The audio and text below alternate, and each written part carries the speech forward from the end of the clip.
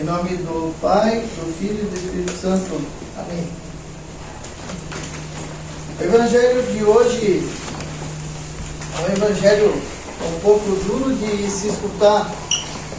O semeador, evidentemente, é Cristo. E a semente é a palavra de Deus. E aí o Senhor nos mostra tipos de coração e tipos de consciência de receber a palavra de Deus. A primeira cai na beira da estrada e logo os pássaros vêm e comem. Geralmente são as pessoas que, isso é 80% do mundo.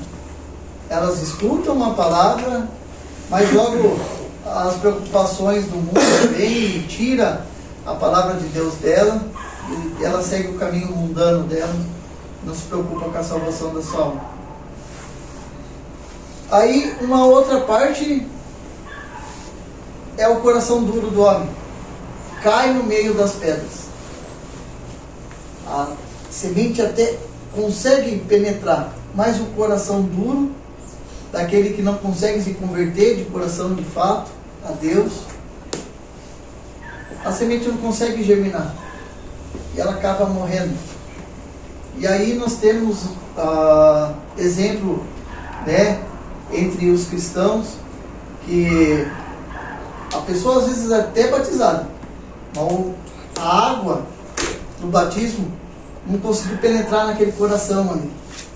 Ele está dentro da igreja, mas a semente não consegue germinar, porque é uma dureza do coração. Ela não se entrega à vontade de Deus, ela não reconhece que tudo vem de Deus, e o coração é duro. A semente fica um pouco, mas não consegue dar frutos.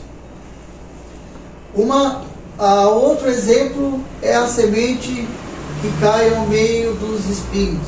Também somos nós cristãos que, por causa das paixões mundanas, dos nossos desejos, anseios e principalmente os pecados, a palavra até consegue germinar, mas aí as nossas vaidades, paixões vêm e estrangulam a palavra de Deus. Geralmente é aquelas pessoas que já são batizadas, elas até estão dentro da igreja, elas procuram estar todo domingo na liturgia, mas os pecados e as paixões delas são tão grandes, as preocupações delas são tão grandes com as coisas do mundo, com o que tem de comer, o que tem de alimento, as contas que precisam ser pagas, todas as preocupações do mundo.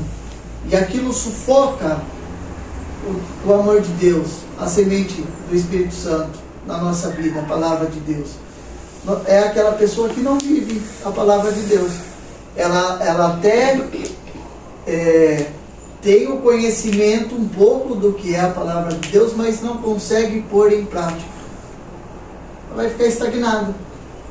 Ela consegue no início até sentir as coisas do Espírito Santo, mas dali não sai. Eu não consigo evoluir espiritualmente, eu não consigo ter uma intimidade mais com Deus, Deus esqueceu de mim. É o coração cheio de espinhos. A forma de tirar esses espinhos é através dos sacramentos da igreja. Nossa alma, como diz o Evangelho, ela é um campo. E nesse campo há várias plantas, e dentro das plantas boas há as pragas, as plantas ruins. Como nós podemos limpar esse campo?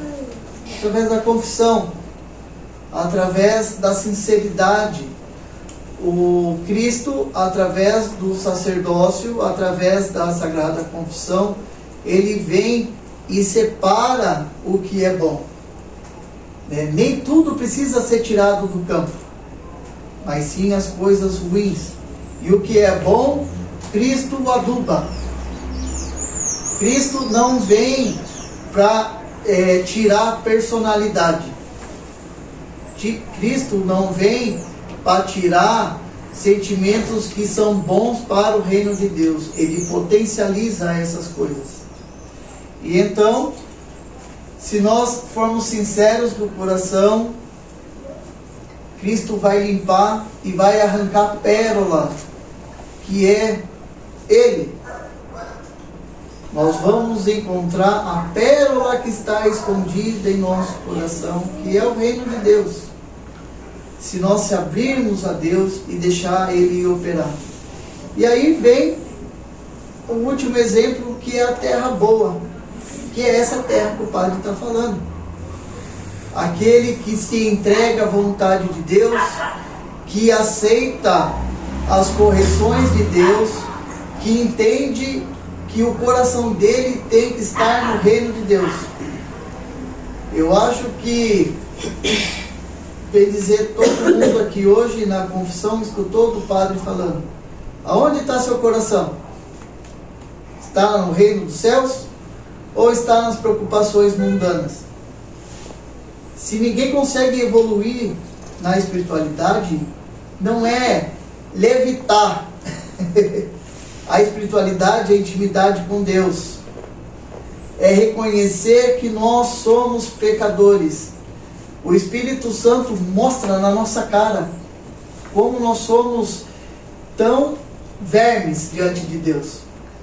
Mas a vaidade acha que somos especiais diante de Deus. Que Deus para o cosmos, para toda a criação, para olhar para você, verme. Deus não olha para nós dessa forma. Isso é um pensamento romantizado de Deus. Deus não precisa de nós. Mas se nós queremos que Deus nos olhe, nós precisamos mandar sinais. Se a gente olhar para um formigueiro, ninguém repara em formigueiro, isso eu sei. Mas olhem para o formigueiro. Formigas correndo para lá e para cá e tal, e tal, e tal. Deus olha um formigueiro. Mas de repente tem uma formiga que está carregando um grão de feijão. Aí Deus olha, tem algo se movimentando diferente ali naquele mundo de formigas.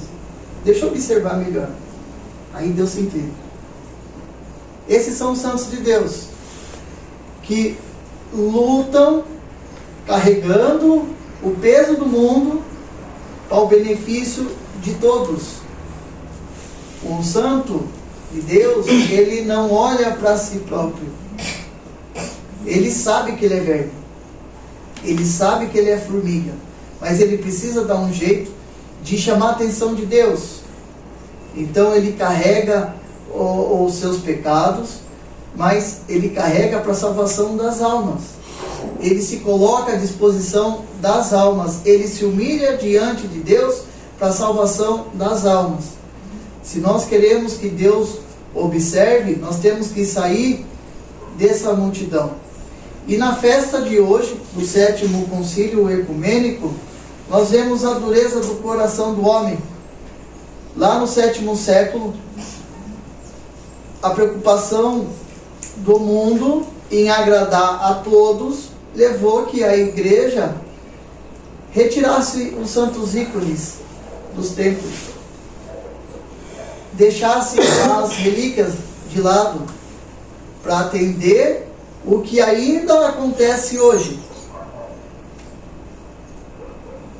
O homem, para atender os que não gostavam das imagens, que não tinham conhecimento pleno das sagradas relíquias, ou eram loucos de achar que tudo aquilo iria salvar a alma delas. Deixaram Deus de lado e começaram a adorar as relíquias, a adorar os ícones. Então a igreja tirou. A igreja no passado parecia as igrejas que se dizem cristãs hoje. No máximo tinha uma cruz lá no fundo. Eu vejo muita igreja que se diz cristã no mesmo formato da época dos iconoclastas. os iconógrafos eram mortos, eram decepados às suas mãos. E então, a imperatriz da época convoca, junto com os santos pais, um concílio. E eles dão a dignidade dos ícones e nos mostram que os ícones são para ser venerados e as relíquias veneradas, não adoradas. A adoração é somente a Deus. E nós vemos que esse conhecimento de Deus lá do 7º século, que chegou até nós através dos santos padres, aquelas heresias que foram esmagadas, elas continuam vivendo no dia de hoje. Há cristãos que não sabem venerar ícones, há cristãos que não sabem venerar relíquias. Há igrejas que se dizem cristãs que não têm nem ícones e nem relíquias. Eles utilizam a Bíblia como um suporte de sovaco. Há cristãos que utilizam a Bíblia como um objeto de decoração na casa aberta, achando que o que está escrito ali vai fazer a salvação da casa dela. Está até amarela, está até cheia de poeira. Vagabundice nossa. Não reza, não lê Sagradas Escrituras, não participa dos ofícios da igreja e dos seus sacramentos. Esse aí é o coração de pedra. Se acha que tem a semente de Deus escrito num livro dentro de casa e não valoriza como a Sagrada Escritura. Bíblia é conjunto de livros. Sagrada Escritura é a palavra de Deus.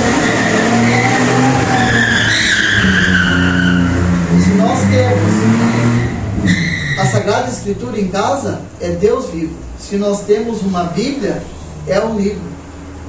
Vocês já pararam para pensar nisso? Bíblia é livro. Sagrada Escritura é Deus vivo. Para Deus estar vivo na casa, a gente tem que ter intimidade com Ele, procurá-lo, lê-lo e principalmente vivenciar. Se o nosso coração está em Deus, nós temos que ter um coração mole, coração vivo, que sangra. Cristo tinha um coração vivo. Ele deu a nós. Ele deu através dos sacramentos. Ele deu através do sacrifício cruento e incruento. E nós temos que tomar disso. Nós temos que ter a carne de Deus no sabor da nossa boca. É tão bom o cristão que come da carne de Deus. Triste é aquele que come pão e vinho. Porque Deus se deu. E Ele deu a tradição da igreja, deu os sagrados ícones para nós podermos olhar e nos lembrar que nossos olhos têm que estar abertos para as coisas de Deus.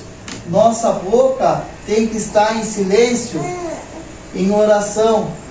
E as nossas mãos têm que estar sempre estendidas aos céus, pedindo a Deus, a Santíssima Virgem, que interceda por nós. Que nós possamos honrar os pais do 7º concílio através da veneração dos santos ícones, através das sagradas relíquias, mas principalmente dando exemplo de ser cristãos. Aonde está o nosso coração? Está nas coisas do mundo ou está nas coisas dos céus? A partir do momento que o nosso coração está nas coisas dos céus, pouco importa o que aconteça.